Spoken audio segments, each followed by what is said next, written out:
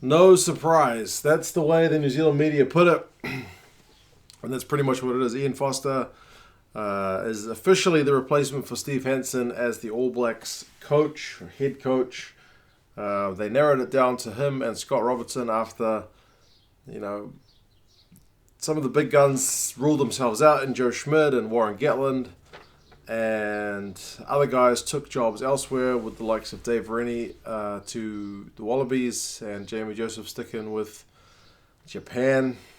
So it was down to these two guys. They interviewed them, and they have gone with Ian Foster. So, as I say, it's the safe choice. It's an interesting one, so I'll go through some of the wording that they used in their press conference, and I don't think it quite marries up with the state of affairs, but we'll get to that in a bit. So he's on a 2-year deal.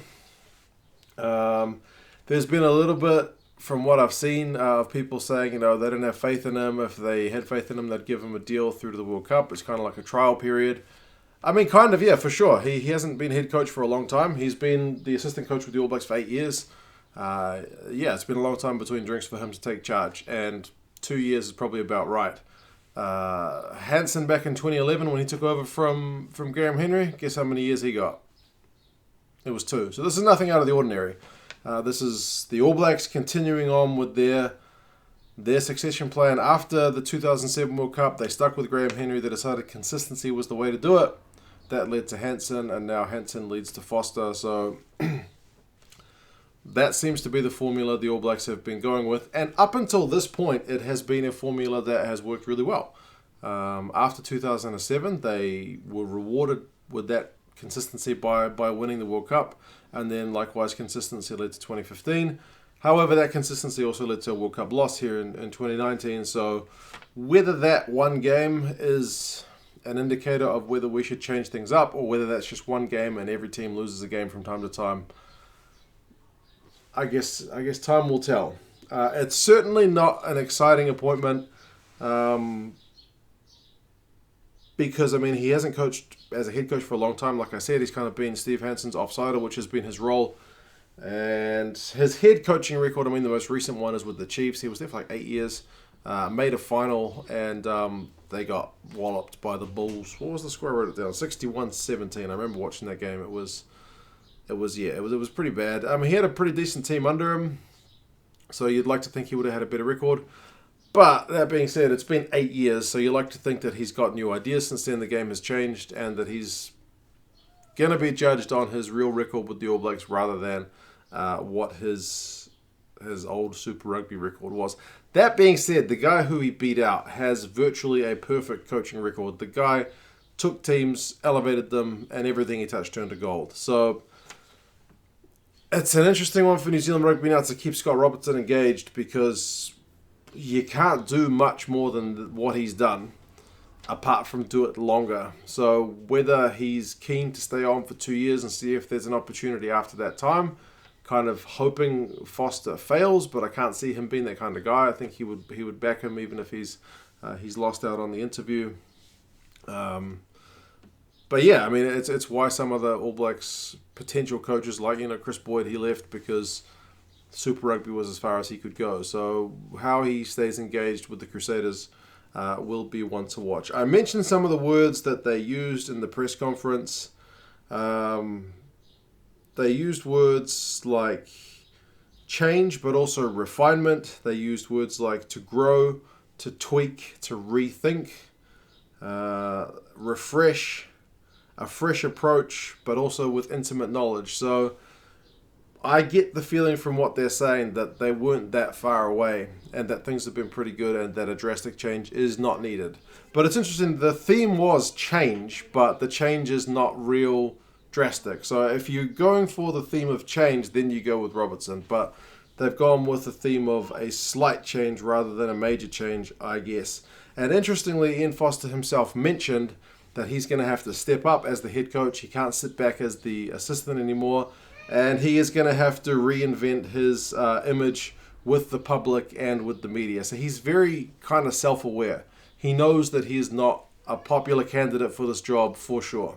So I give him some kudos for that. It's not an easy position to be in. That being said, as I maintain a very, very neutral facade, basically, the whole process has been a bit of I don't want to say a joke, but it's been pretty silly with all the people they interviewed and selected, and to go for the candidate that you wanted in the first place. I guess you have to go through the process. I feel like it could have been done quicker. I feel like it could have been done in a smaller scope.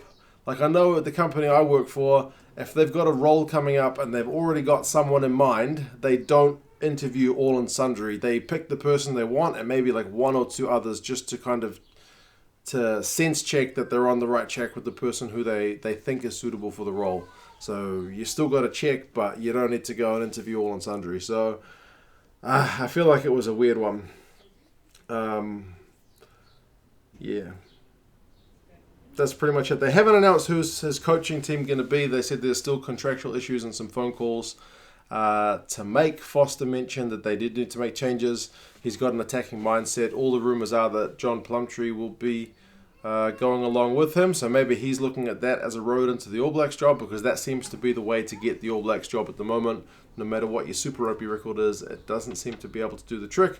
That being said, if Robertson goes on to 2 more very successful years with the Crusaders, no reason he won't, and Foster's 2 years middling, then I guess we'll wait and see. But I mean, I'm not gonna totally write him off, because I know people did that with Steve Hansen when he got the job. You know, appointing the assistant is never really kind of a sexy choice. Change is always kind of the way you want to go. The All Blacks record with stability has been good. That being said, Scott Robertson's got a bloody good record. So, yeah. Ian Foster it is for 2 years. I'll give him a chance. I'll back him. And I hope he does a good job. I hope he's able to kind of get out of Steve Hansen's shadow pretty quickly.